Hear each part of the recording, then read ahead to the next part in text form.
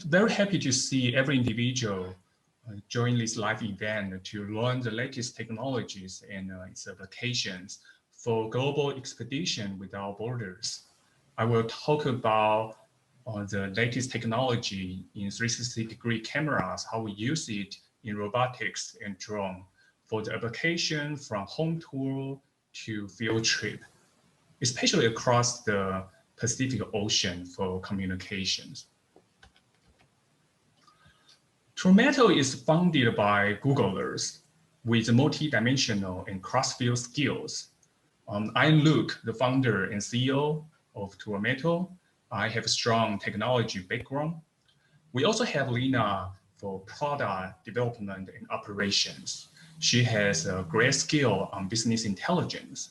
And we have Sandy for finance. She has economics background and has trading experience.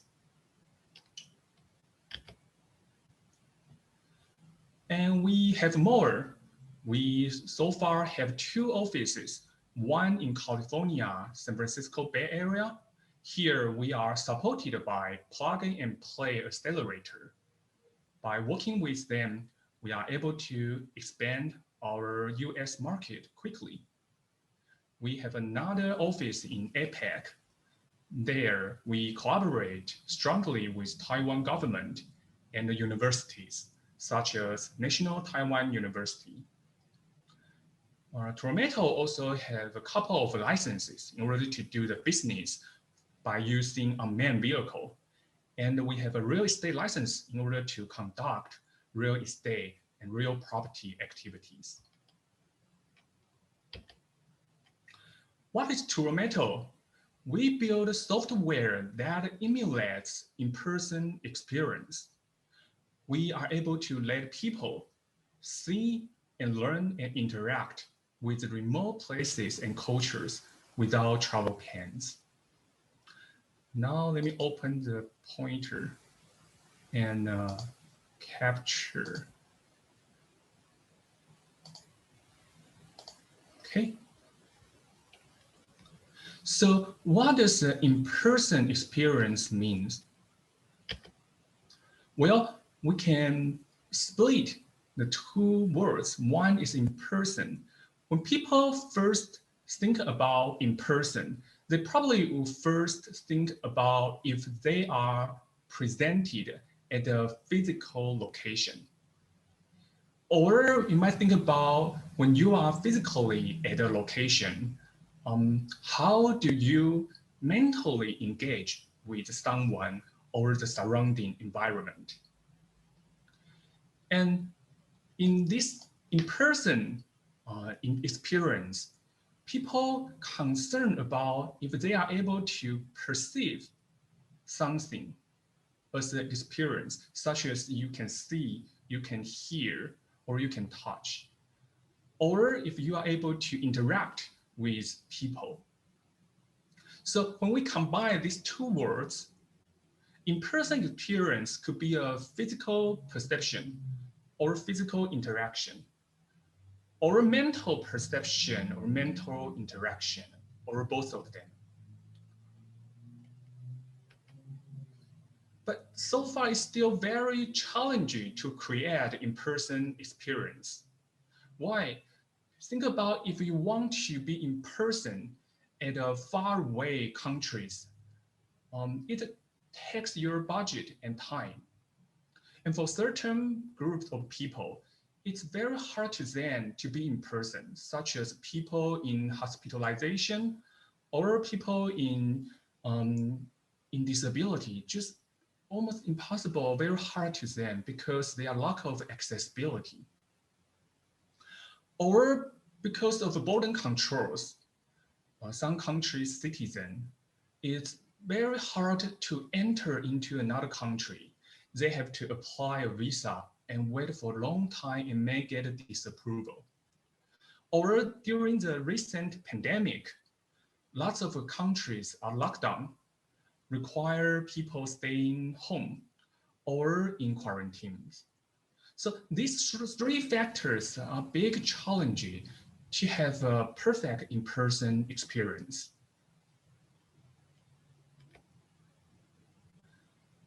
But we have technologies. Now, a couple of technologies help people overcome these issues. Right now, we have video. We can record video. We can take photos about an event. So if people cannot join the event, they can watch video or photos. But it's not enough, right? It's not give you timely information as you are there. So in these 10 years, live streaming technology becomes very popular because live streaming gives you like timely information, give you the instant news about the place and the people. However, it's still not enough because in live streaming, it's kind of a single direction. You are passively receiving information from a speaker, right? You probably can text in chat room, but the engagement is still not enough. So in these 3 to 5 years, because of the network development becomes more mature, we have low latency and high bandwidth technology. So video conferencing becomes more and more popular. In video conferencing, you can do bidirectional interactions. We can have a big group conversations to have a deeper engagement. However, it's still not enough when compared to real in-person experience people want. If we ask people, what is the difference when compared to video conferencing technology and real in-person experience? Well, people may say the feel is different. The field of view provided in virtual technology is limited by cell phone camera or webcam.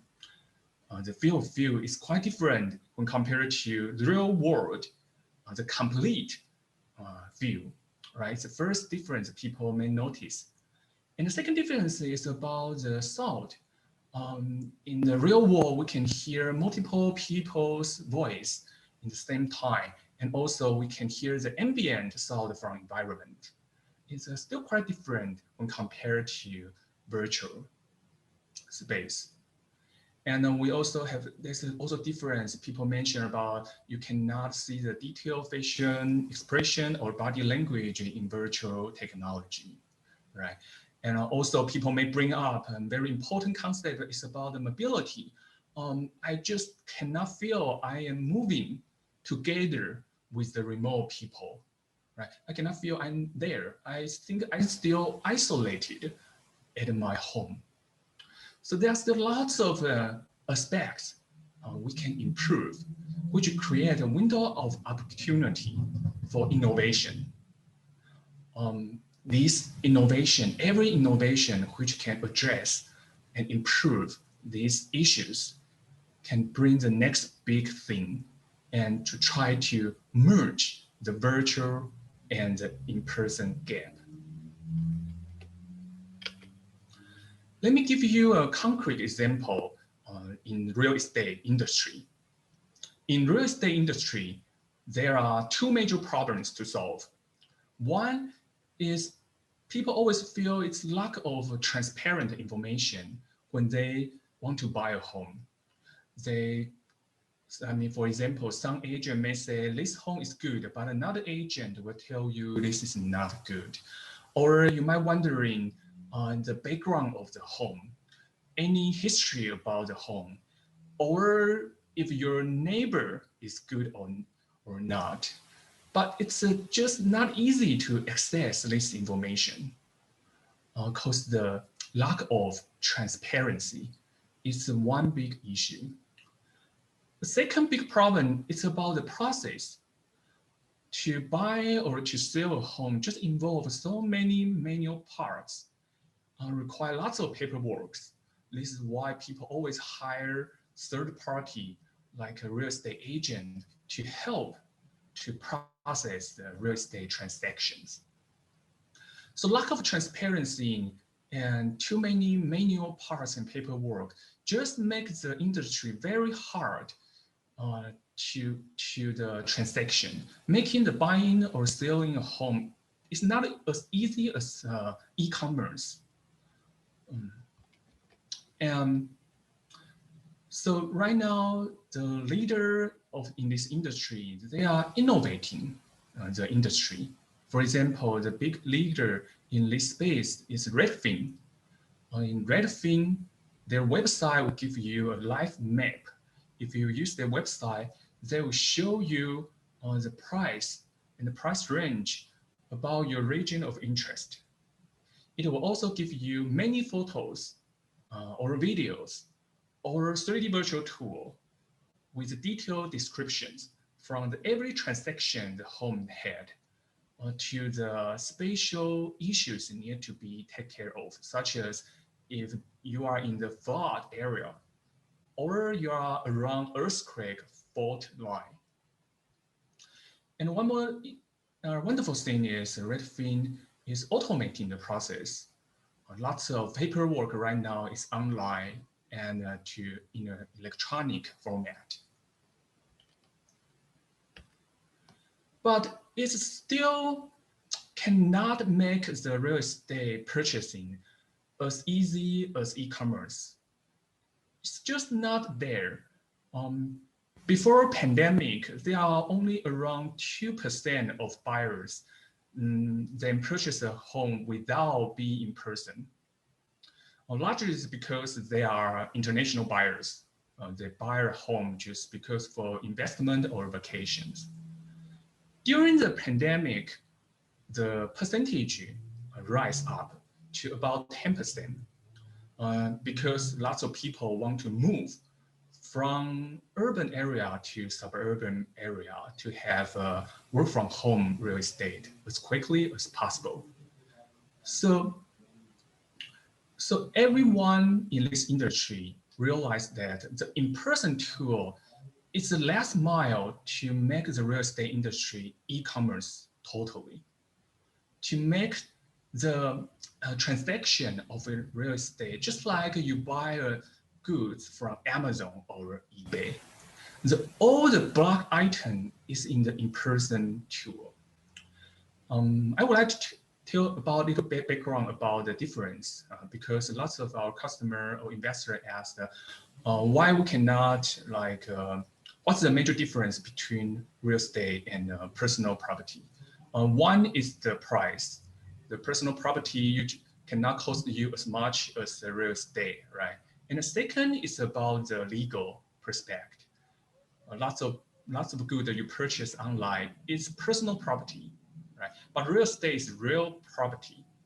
Every transaction about real property require administration of local government or even federal government if there is a property tax involved.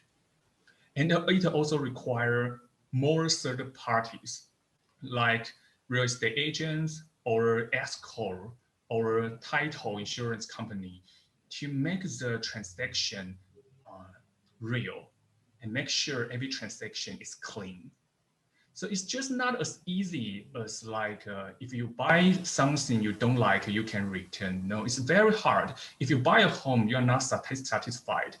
There are only two ways right now. One is you file a lawsuit because there are maybe there are hidden information you are not aware, and you file a lawsuit to fight for that. Or you just sell the real estate. So this is why people want to make sure they understand as much as possible about the home they are going to purchase. And most of people want to drop by in person. Even though there are photos, there are videos, there are cool 3D virtual tool, they still want to drop by in person.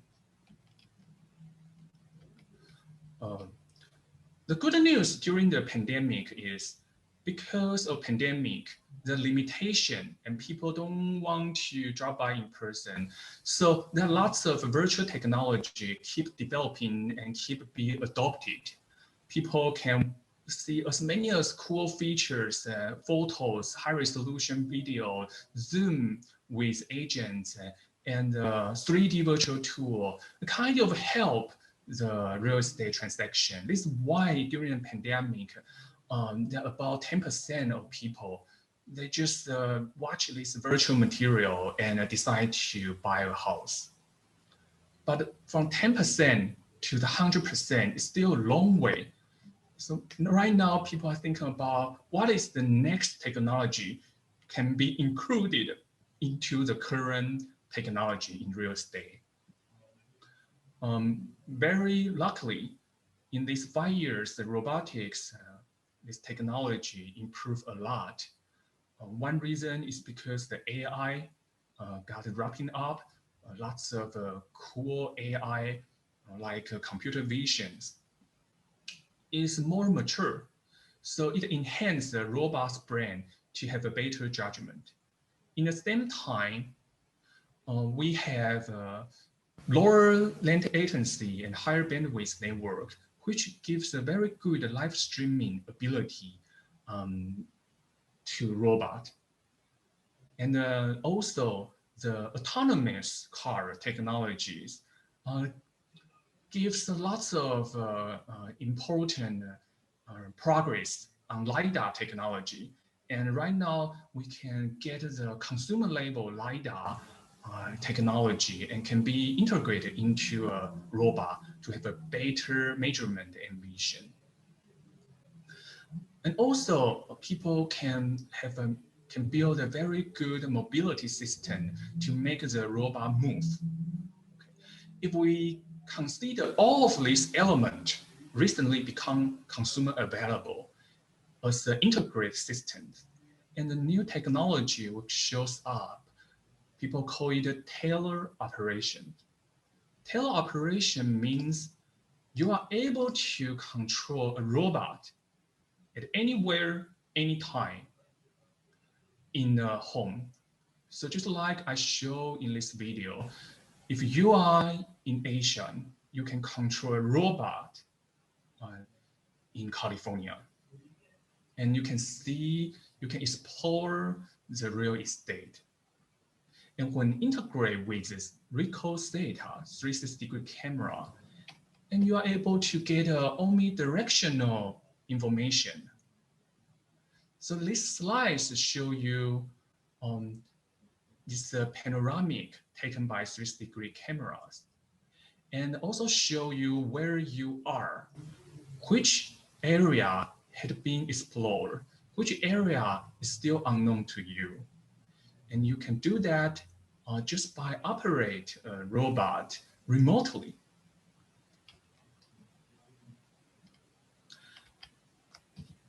And when talking with our customers, besides the tele-operating this feature, they also like the fact that robot doesn't need sleeping.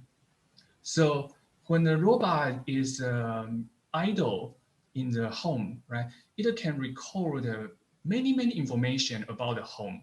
For example, it can record the lighting condition about a home from the midnight to sunrise to afternoon. Right? So that is very hard to obtain. Even you drop by in person, you might be able to drop by in person in a couple of times or only one time, right? But using a robot in the home, it automatically gives you this insight along the way. Or it can record the audio information about the home to detect if the whole nearby highway is too noisy or your neighbor is too noisy to you.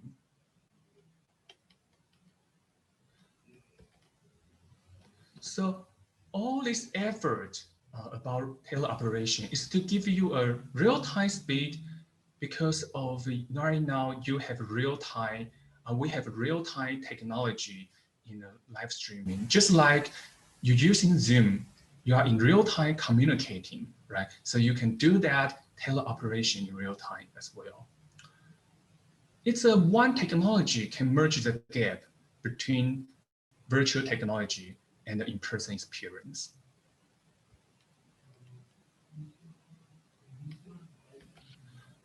Before I continue this topic, we can take a few second break. You can have a coffee or tea or stretch your body. And Also, I'm very happy to connect all of you. Every individual, I'd like to connect with you, chat with you on LinkedIn. You can add my LinkedIn by my LinkedIn ID, LukeLu520. 520 in Chinese sounds like I love you. And 520 is also my birthday. Or you can use your cell phone camera, open the camera and scan the QR code. It will also bring you to my LinkedIn profile. If you connect with me, I will absolutely will accept your connection invitation. Hey, Luke, this is Jesse. Can I ask a quick question? Oh, cool. Yes. You said that before the pandemic, the people who would do a remote buy was about 2%, but during the pandemic, it's 10%. Do you think it will drop when things get better, or do you expect it to increase? So we got, this is a great question. The question is, before pandemic, it's about 2% purchasing virtually. And during pandemic, it becomes 10% they can purchase virtually, right? This same question, DoorDash or Zoom try to answer, right? They also got this similar question to answer. Then one big concern is like if people are used to this new technology, if this new technology got the right opportunity, they are ready and really bring the benefit to customers, right? For example, like Zoom, right now people, I mean, you don't need to travel to the same meeting rooms. You can have a cross-state meeting easily. And people think that and the Zoom is very inexpensive. Lots of meetings right now are moved to Zoom. And even after pandemic, I believe the growth of Zoom will continue, right? Because people right now kind of got the sweetness of Zoom. Same as in real estate, right? For example, if you are much far away in Asia, in a developing country, for example, and there's a real estate plan, a project to make you profitable if you can purchase as quick as possible, but you still want to see the home is worthwhile or not. In this case, this technology is very beneficial to this case.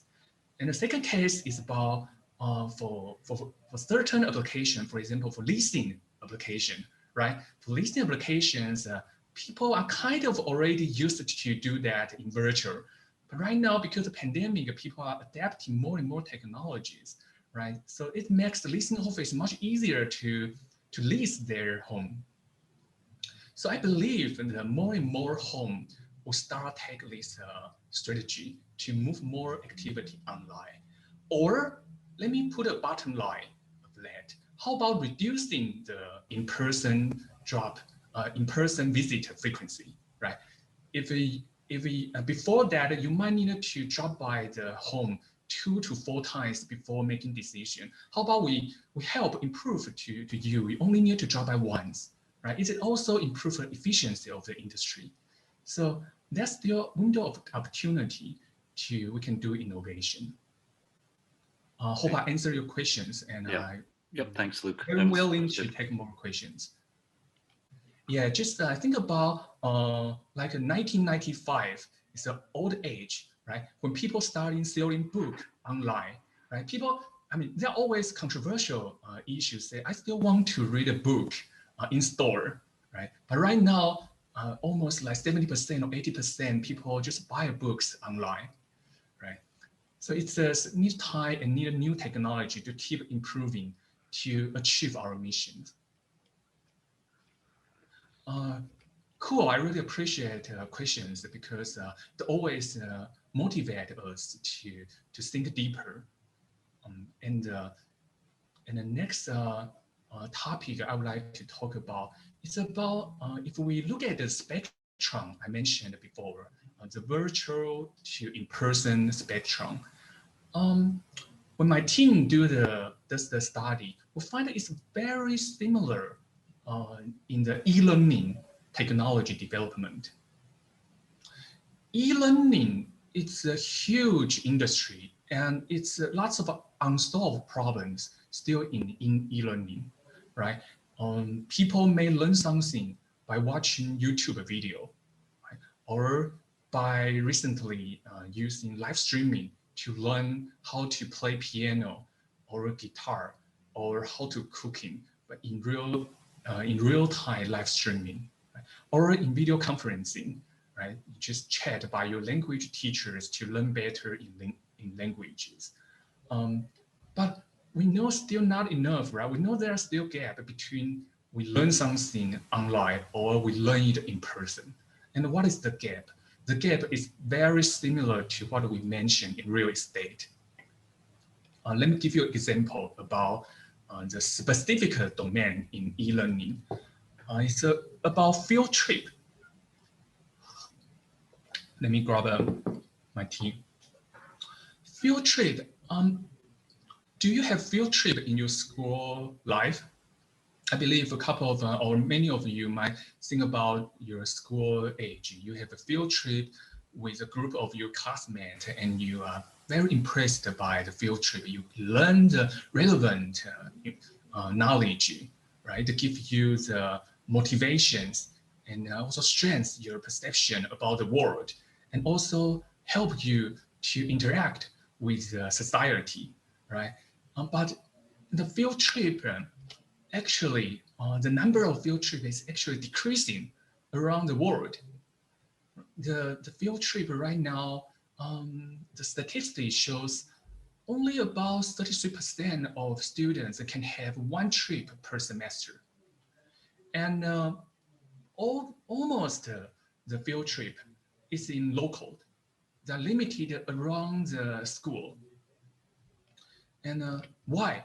Why the reason is the same as the in-person challenges, right? Because if you want to have a field trip, it not only costs a family's budget or school budget, but also it costs the teacher time to prepare the detail to be in person, right?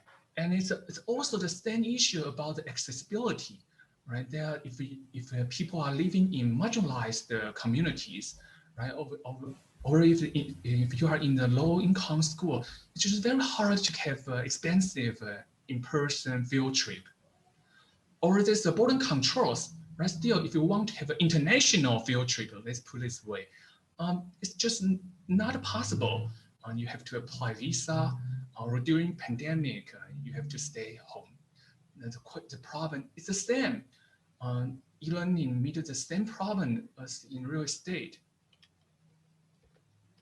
So one technology we are developing is to overcome this problem by using drone.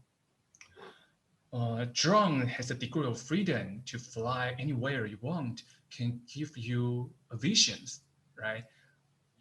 So how about we take the drone technology and use it for e-learning to solve the problems, to solve the economy problem, to solve the accessibility problem, to solve the border control problems.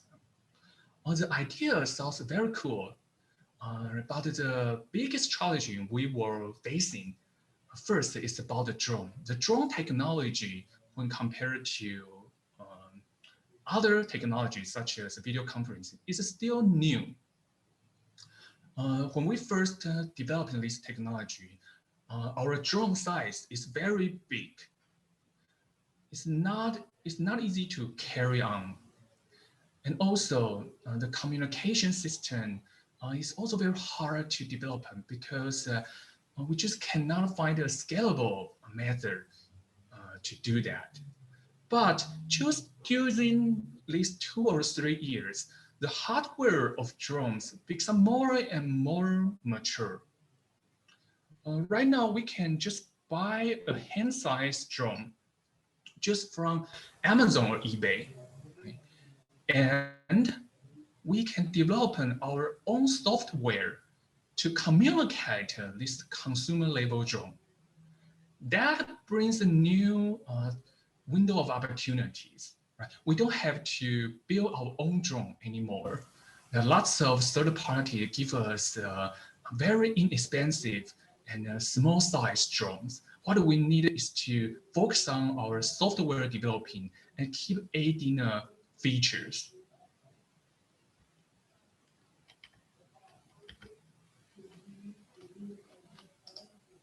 So let's just show you important example about the drone travel. For example, if you are a student in Australia and you are very interested in US history or living style, right? But you just cannot afford a trip to California, right? So here we help the student in Australia to have a drone travel to her. And here she's able to using her laptop to control a drone over 10,000 miles away and to do the exploration, right? And if you are the, let me see, let me cancel the, okay.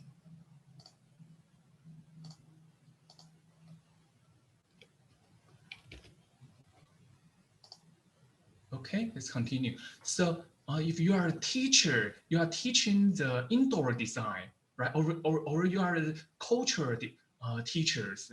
Now you can use that tool to engage your student much more deeply, because right now student has to control, they have the ability to control something.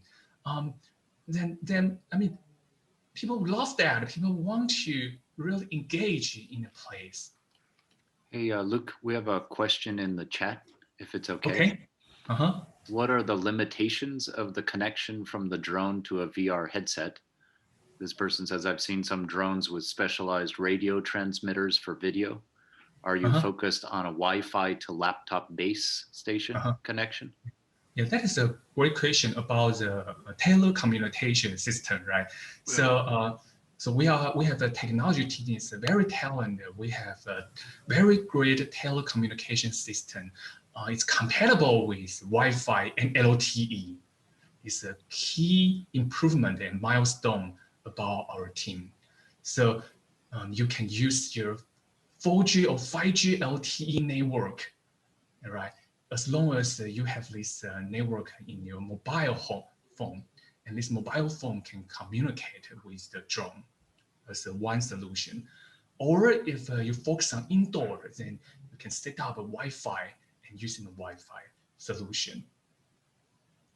About the question about the VR, how to match this to VR solution, we are still thinking about that. We know lots of people try to do like a drone travel with a VR headset.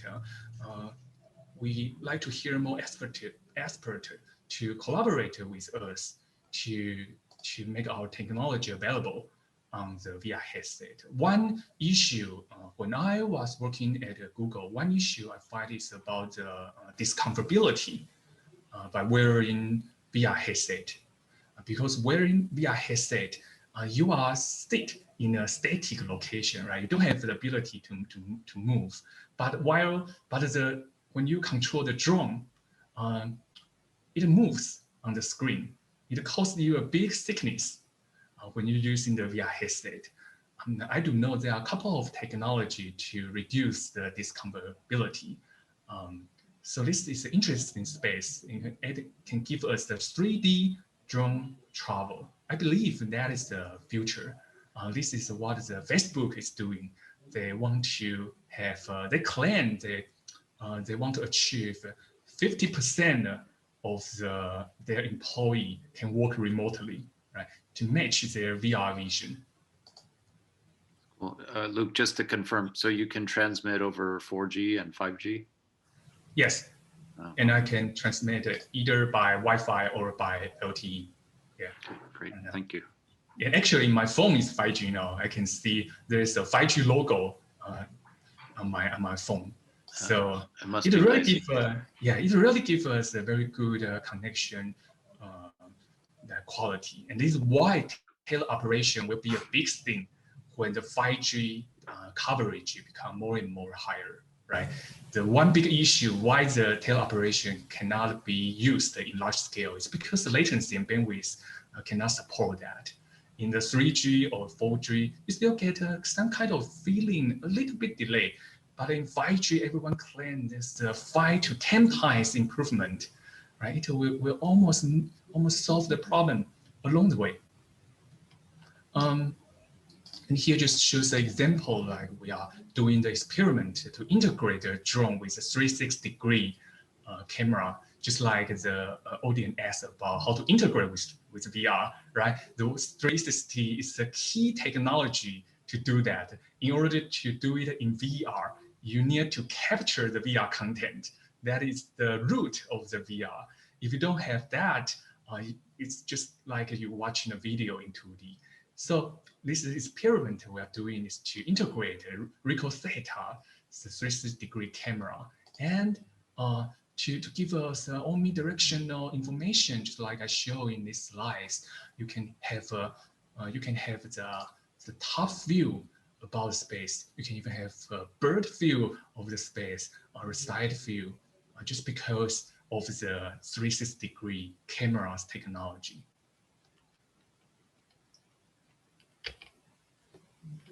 So, so let's recap about the spectrum, right? I emphasize this spectrum a lot just because I want to give you a clear picture about the industry. The tele-operations, how the tele-operation can merge the gap to push the human boundary between virtual and in person. Right? We have tele-operations, we have a 360 camera, we have robot and drone, and we have 5G network, right? They are all elements to help people to overcome the gap. Again, before I continue the topic, I'd like to have a short break. You can drink a coffee or have a tea or stretch your body. And I'm very happy to connect with every individual during the live event. I'm very active on LinkedIn. You can connect with me by my LinkedIn ID, LukeLu520. 520 sounds like I love you in Chinese, and May 20th is also my birthday. Or you can use in your phone, open the camera to scan the QR code. Can also bring you to my LinkedIn page, and I will absolutely and very happy to accept your connect. And cool stuff is we will post many latest information on LinkedIn. If you don't have a LinkedIn, maybe it's a time to have one. During the pandemic, LinkedIn is transforming from a pure job hunting to a social networking platform. It's for professional to do a social networking. When compared to other platforms, my team did quite a lot of experiment about the comparison. LinkedIn has much higher reach and much less haters, and you can easily reach lots of professionals, right? Which means every of your posts can be seen easily, and you can get a great constructive feedback from professionals. So the next thing about the topic I would like to talk, it's just about this sentence, right?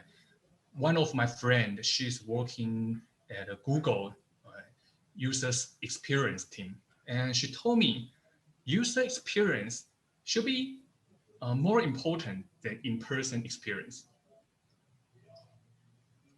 I say, why we want to create an in-person experience? Why? Because we want to make a better user experience. So user experience should be on the top of everything. Right?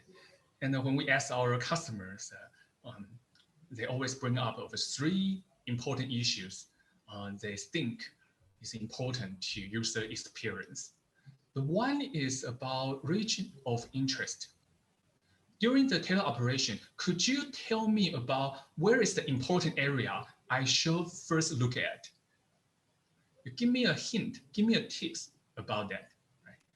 And the second thing is about to understand where is the regional interest, where is the attention human always put on the first during tele-operations. What is the, okay? Luke, sorry, a little bit different, just jumping in with another question about, okay, cool. about power for the camera, drone, and the 5G device. How are they powered? Keeping the batteries charged is always a problem with the drone. That is a great question. The question is about what is about battery, right? This the audience must be an expert about the drone. He knows that the battery issue is maybe the one of the top issue about drone industry. Right? This is why we select e-learning as the area to apply this technology. Right now, the overall battery is about 25 to 30 minutes, right? And in every 25, 30 minutes, you need to recharge that. And one solution, before we get the better battery, one solution, or maybe two solutions I can talk about. One solution is we have multiple drones. We can have two drones. Then the e-learning can continue to about an hour. Right? An hour learning is kind of a typical learning time for teacher, right? And the second solution is about automatic charging systems. We keep our eyes on this automatic charging system. We are working with a couple of partners. They provide this automatic charging indoor. So when the drone feel tired, they will fly back and charge. And in the future, we hope the charging time can be as soon as possible. Hope I answered your questions. Good. So yeah, so when we think about this drone technology, we always start from user experience, right? What is the right domain we can apply this technology? Because the battery issue, right? Because there's Wi-Fi issues. What is the best sweet spot we can do an experiment for business? And the final important thing is about engagement. How could we engage our users when they are doing tele-operation, we're doing e-learning or real estate home tour? So below, I want to talk about a couple of frontier research we are conducting. The first area we are doing research is about visual salience. Visual salience is an important technology to understand human attentions. So here is the video show you what is the visual salience. You can see there are red spots, right? That is our machine predict the human may interested about that. The deeper red means suggest more attentions. The drone or robot should guide the user to this spot first, or give it a highlight about the area, just like the this map show, right? This circle, red circle, contains more red spots. So suggest you to start by that or go there first. And of course, to understand human attention, we need lots of data, right? We need lots of data about human behaviors and enable us to train an AI system they call the neural network to make an accurate prediction.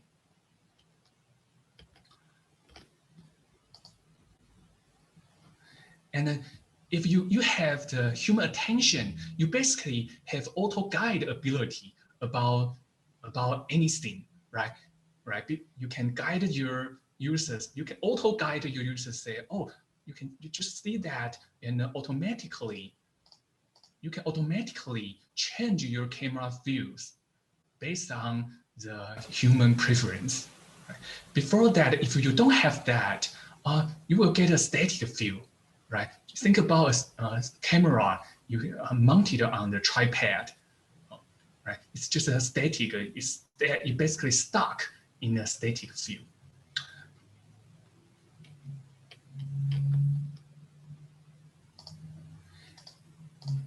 And the second area our user always asks us is about the safety. right? They're afraid of the hit people during teleoperations. Actually, our robot or our drone have a very good hardware protection. So it's very hard to hit a person, but you should always be afraid of that and always afraid of the 1% chance you might make a mistake, right? So by integrating with object recognizer, like object classifications or recognizations, we can easily detect the person in the scene. And once you detect the person, it's easier to avoid to hit person, right?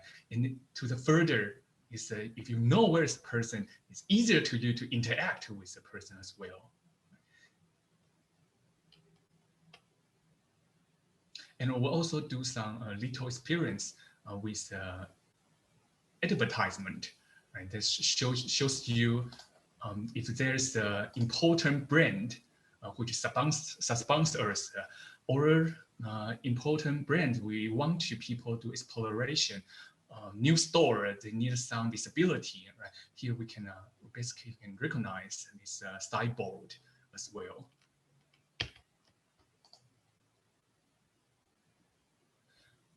And the final questions from user experience, user always care about the privacy.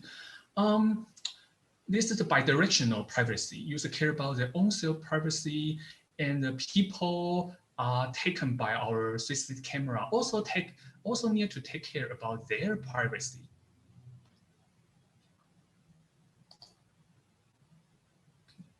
Also take care about their privacy, especially the 360-degree camera capture everywhere, every directions. You cannot avoid to capture the people, right? And the people always require privacy.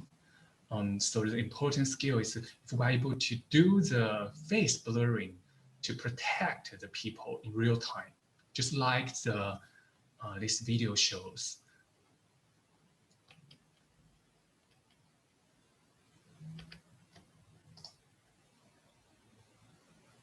So it's all about like this spectrums. Let's come back to this spectrum again before ending the talk. It's all about where we are now, right? And where we will go. Right now we are at the point we have video, we have live streaming, we have video conferencing, and we have robot, we have a drone, and we are getting 5G ready, we are getting AI ready. So what is the next big thing will happen in this decade, right? And one technology I talk about today is about tele-operation. It's about tele-operation integrate with 360-degree cameras, integrate with robot, drone, 5G, and AI to put efforts to provide a better user experience for in-person experience. Another very important question is why we use THETA as our 360-degree camera provider. I will put community in the first place. THETA really put huge effort to build the community. If you check with the community website, it gives you lots of well documents, and they are real people to give you a real response with clarity. They are JCs, they are Craig, they are very passionate about what they are doing in order to build a community. I would think community is the biggest strength of RICOH's data. And this community also gives you a latest GitHub code on new features to do experiment with state-by-state video tutorials. And recently, they even put effort on the plug-in approach to give a more open API. So software developers are able to develop their own applications on top of THETA 360 cameras. That is the cool stuff. And I believe if you join this community, you can learn a lot when compared to do it by your own self. Luke, that's nice of you to say all these good things. Speaking of Craig, he has a question saying the blurring would be really great for dance classes and sports classes. Do you have a service available now for real-time streaming? Maybe dance recitals for children? We can do that. This technology is pretty pretty mature because the blurring is the it's everything we know, right? If you check with the Google Street View, right, they already use the blurring, but in a 360-degree photo, right? But they just not use in video. But right now, because the cloud computing, right, and the semiconductor chip becomes more and more efficient, the real time is possible. Right? So it's ready. Yeah, we can talk about that. Yeah, this is why we choose the dance video, because we also noticed that dance or sport is very important. There's a need on that. We understand there's customers' pains about they want to protect their privacy during these classes. That's great. Thanks, Luke. Yeah, Craig saying, I look forward to your service update next year. Cool, cool. Yeah. So, and I really thank Craig and Jesse that they created this community environment. They deserve lots of credits, I believe. They are very, very good people, and they are very great in communication. It's the strength of the RICOH THETA community. And finally, let's connect on LinkedIn. You can find my LinkedIn profile. My LinkedIn ID is LukeLu520, and 520 in Chinese sounds like I love you. I keep emphasizing that. It's a very interesting language effect. And 520 is also my birthday. Or you can use your cell phone to scan this QR code, also bring you to my LinkedIn profile.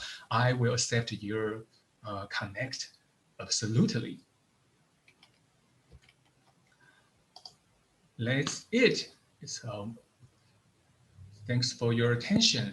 If any question, you can ask now, or you can just ask me in LinkedIn. I'm very active in LinkedIn. We will always post the latest service to the LinkedIn and every story during our entrepreneurship journey on LinkedIn. If you don't have a LinkedIn, I strongly recommend you have one. Our team did a tremendous experiment during the pandemic to compare different platforms. We find LinkedIn is much more professional, has much more impressions and reach rate, which means your ideas can easily be seen by professional talents. So let's connect on LinkedIn, and I will return the controllability to Jesse. Hey, Luke, Craig is asking, are you selling a service right now? If people want to use your drones, can they order the service? Yes, they can order our service. Right now, we are in the internal customers. We are working with Redfin, their agents, to launch our service. And we are also working with Plug and Play, their partnership, to do that. Yeah, and we also accept individual. Yes. I know the Plug and Play facilities. It's a great place. That's a good location for you guys.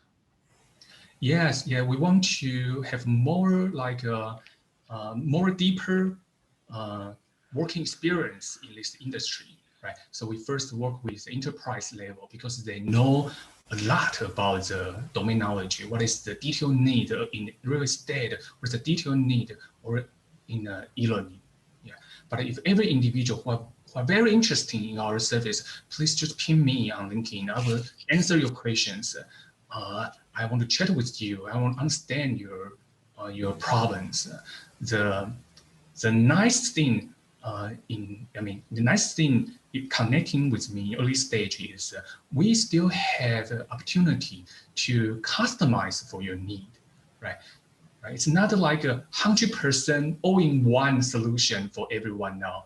So we still leave plenty of room can customize your need.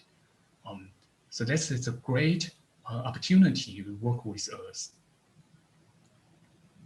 Luke, Craig is asking, do you have any idea of the incremental cost for real estate? Does it add $1,000 to the cost? Maybe this is for high-end homes. Actually not. I mean, it depends on the purpose. If you just want to have a tele-operation for open house, it's just a few hours, and a few hours usage, you can do it at maybe just $100 is possible, right? And because when we work with the hardware provider, we use their mature robot and drone, right? So we only provide you the software solution. And in this case, the software cost can be very, very low, right? The profit margin of our software is very, very good. So you don't have to pay a lot. You don't have to buy a robot. You don't have to even rent a robot, right? You just hire us, and we have things ready. And only thing you need to pay is about the software and the time you use. If you want to rent for a month, for example, leasing office want to rent for long term, then we just negotiate. Negotiate how large is your area. You want to cover the entire your community, or you just have one template room you want to cover, right? Then we can negotiate that. But right now the cost can be very, very low. It's in the consumer level. This is one of our biggest strengths. We want to push this technology on the market. This is from Craig. So the robot is cheaper than a human. Is that's the idea, the cost model? I think a robot is more efficient to help human because think about it in this way. How do you show 100 rooms in the same time, right? Right now you need 100 people stay in 100 rooms, right? They are physically locked in these 100 rooms in order to show you 100 rooms in the same time, right? But right now you can have 100 machines in the 100 rooms, right? Can help you to help the sailors, right? One sailor, you can sell 100 rooms at the same time. It also helps the real estate agents. Right now, real estate agents not only can sell local real estate, but also can sell remote real estate. It's basically to help the professional in the industry. And also it's reduce the redundancy, right? You don't have to spend your time in traveling or any tedious labor work. Yeah, Craig's saying this is an amazing vision. I agree. It's really big. Hey, we're at the top of the hour. I think we have time for one more question. If there's anyone, if not, I have one myself, but if there are any other questions coming in.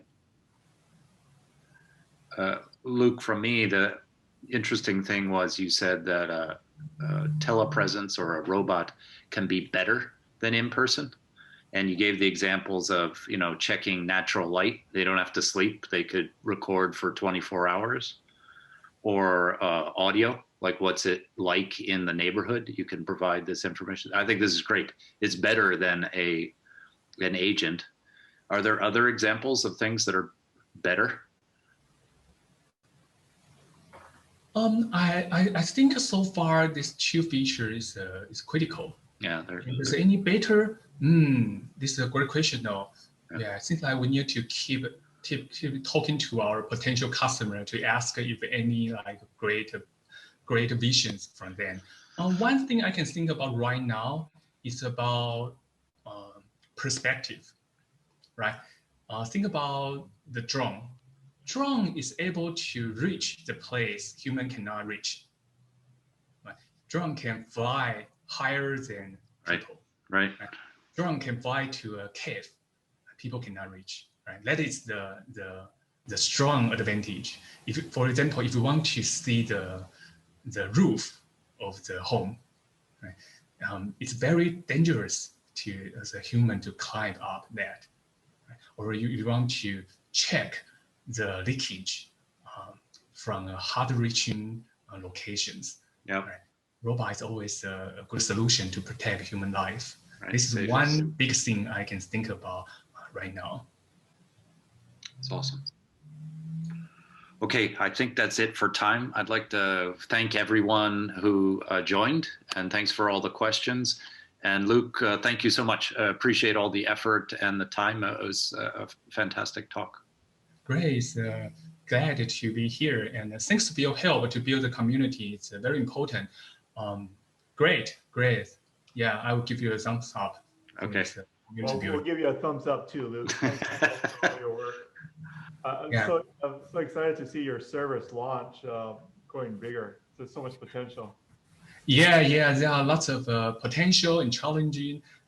This is why I work with Plug and Play. They know lots of how to scale up, right? Yeah. How to launch to they call that 1 billion user ambitious goals. It's really great to meet you like right when you're pretty early days with your company, and I'm sure in 5 years we'll have a very huge enterprise. So it's fantastic that you have that vision. Thank you, and I'm looking forward to keeping our collaborations, and I will keep my eyes also in the community. Okay, thank you so much. Take care, Luke. Thank you so much. Bye-bye. Thanks, everyone. Have a great day. Have a great evening day. Thank you. Bye-bye.